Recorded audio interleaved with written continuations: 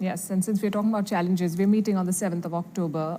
Last year on this day, we saw an attack on Israel, and that sort of set in motion events that have impacted the whole world. Yes. Now we are seeing an even bigger conflict loom between Iran and Israel and the fighting that's going on in Lebanon. How do you think this impacts India, and do you think that a wider war in West Asia will be detrimental to India's interests? Again, I think that's a nice probing question, Palki. So let me, give you a sense of why I think the focus on our own policies is really critical. And I gave the example of Japan and China, which actually focused on their domestic economy. If we take the various components of GDP, India's GDP. So GDP is comprised of, you have consumption, you have investment, you have government spending, and exports minus imports, or what are called net exports, right? About 60% of India's GDP is accounted for by consumption. 30% is investment, and the remaining 10% is basically government spending, with the net exports contributing a much smaller portion. Imports being actually higher than exports overall. Why am I saying this? I'm saying this to highlight that 60% of the consumption, that is domestic. Investment, actually, FDI is about 100, maybe 1.5%, maybe 2%. Even if we go to 3%, it's still a small contribution compared to 30% overall investment in the economy, and 10% government spending is what the government, decides here. So in other words, if we start thinking about it more rigorously, in my opinion, we end up sort of, I think, overestimating the impact of the global economy on India, because as you can see through these numbers that I've shown, that a large part of our GDP comes from domestic sources. Yes, but we're talking about West Asia, which is an oil-producing region, yes. and we are an oil-dependent country. True. We import a lot of it. So True. any disruption in the oil market has a direct bearing on our finances, both individual and at the government level. Indeed, I think, but I'm saying again, if you look at it using these numbers that I said, right? So, I've looked at this. If you take, for instance, the impact of oil earlier, when for instance, there was administered prices in whether it was petrol, diesel, etc., it would directly impact our fiscal deficit. Now it does not, because those prices actually, are passed on, and rightly so. So fiscal deficit is not going to get impacted by the crude oil price directly. What does get impacted is inflation, because you have, especially transportation costs can go up, and middle class actually uses petrol. But the component of that overall contribution to inflation is about 15% maximum. And so even if, let's say, if there is a $1 increase in the crude oil price, the impact on on inflation will be about 1/15 of that, or 6% or so, right? Of about 15% of that. Through that, the impact on consumption again actually is not very high. I think that's what when you crunch to these numbers and start thinking quantitatively, what I'm trying to say is that yes, these factors are there, but I think quantitatively they are not as important, and therefore, as long as we ensure domestic policies are done well, I think we can tide over, So governments cannot blame international disruptions beyond a point. Beyond a point, indeed. In fact, actually here, I'll put far more onus, on the state governments. Because irrespective of the, political dispensation, since 1991, central governments have pushed on reforms. Some governments more so, some others not as much.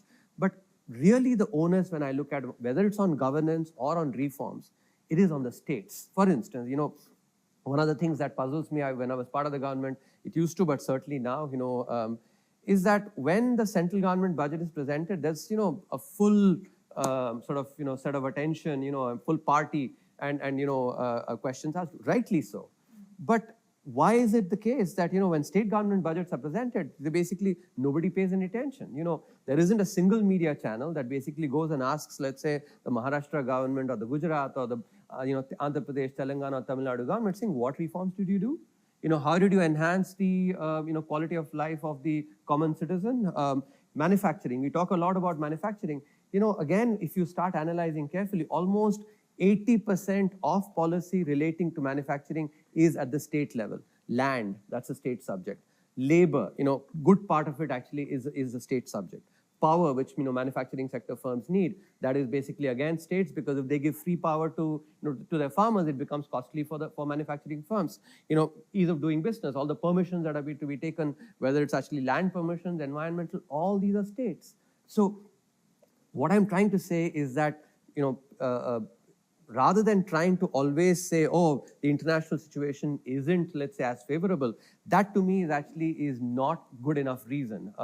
If our state governments in particular can actually, pull up their socks, and we citizens need to highlight to them that, you need to start talking about reforms, and we need to ask questions. And this is something I'll, use your platform to also put the onus on a CII, a FICCI, or an ASSOCHAM, saying, why aren't you holding seminars basically after a state government budget together with the media and saying how many reforms were done?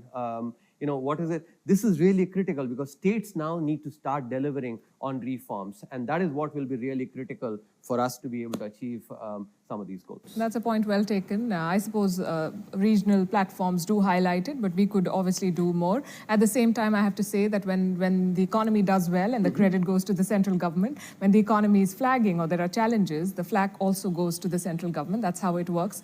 Since No, I concede that, Palki. I think that's rightly so. But, when you get, let's say, bouquets, you should get brickbats too, and that's a fair game. All I'm trying to point out is that, while the macroeconomy, of course, is the responsibility of the central government, there are aspects actually which are, the responsibility of the states. Absolutely. And I think it is really critical to make sure that, because responsibility and power are two sides of the same coin. When it comes to, for instance, things like GST or other aspects, states focus on their power, saying you're stepping into our shoes, which is they're exercising their power. Rightly so, do that. But then what about your responsibility? What about delivering on some of the reforms? And I think I have absolutely no hesitation to say that overall states have actually disappointed in the last 30 years. some of the states are doing very badly. Their debt situation is very bad. Debt situation is very bad. But it is also because, we all people, we get the governments that we actually deserve. If we don't put the attention on the states, actually on asking them questions, the right questions, they will continue to do what they've been doing. Yes, I think there's a lot that can be done in that sphere. We're talking about reforms. We talked about liberalization. You also spoke about deglobalization. That is what a lot of countries in the world are also now looking at. Looking at India, do you think the reforms and the opening up have made us more vulnerable to external shocks, or do you think that's the only way we could have grown? So, this is an aspect of economics and general business itself. Risk and return go together. If basically we want zero risk, then we can only get the risk-free rate, which is, deposits in banks, etc. In general, if we have to generate higher return in the form of, higher GDP growth, etc., we have to take some well-managed risk. I'm not saying basically throw caution to the winds, but zero risk is not the way to go, actually. And, there'll be some exposure to obviously global factors, and I think Indian economy has become more integrated. But as I was explaining, earlier as well, by sort of decomposing the various, aspects of GDP, clearly the impact of the global economy on us, in terms of in the direct manner, is not as much. Yes, sentiments actually, and maybe in here as well, I think people overread the sentiments because they do not sort of analyze it in this manner, saying if 60% consumption, 60% is consumption, 30% is investment, and 10% is government spending, all of which are, mostly domestic, then it's maybe we're actually overreading the sentiment aspect. So I think there are some risks, undeniably, but as I spoke using the examples of, other countries, or Japan or China or even India, the way we actually encountered COVID, for instance, and the way we've come out of that, I think is indeed commendable. So there is enough evidence actually globally and in India itself that we should be able to tackle these challenges with sensible policy.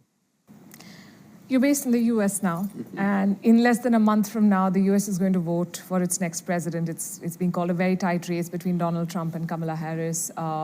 Do you think the outcome of that election will have a bearing on India's economic policy? Very marginally, I think. If we, look at the governments in the two different spectrums, each one of them emphasizes different aspects. But overall, I think the simple fact remains that the US and India are natural economic partners. Of course, both countries are democracies. We are the largest democracy. They're the oldest democracy. So there's clearly a natural alliance there. And I think, mutual interest there is what governs these relationships. And I think if you look at over the last 8 years across two different governments, the strength of the relationship has only grown. So I don't see much of a risk on that dimension. Even if it's Donald Trump, who has been fairly critical of India's economic policy, although he says good things about the Prime Minister of India, he's raised the issue of tariffs on imports in India. Do you think a Trump presidency potentially will put us at more risk? I think the way what I'm trying to say is, while there might be some aspects where they may actually focus on, there'll be others where actually there'll be benefits. And I think it is true that the earlier Trump administration had focused on some of these aspects of tariffs, etc. But equally, there were also, other aspects where there was far more cooperation too. So I think, net, there will be actually not as much impact, in my opinion, irrespective of whichever administration that, I'm a firm believer, actually, like, if you remember, cricket captains, if you ask them actually a day before the match, they'll say, ask them a question about the opposition, they'll say that we are focusing on our team. That is basically what is my message. We should be focusing on our team. And I think extraneous factors should not be really driving much of our responses.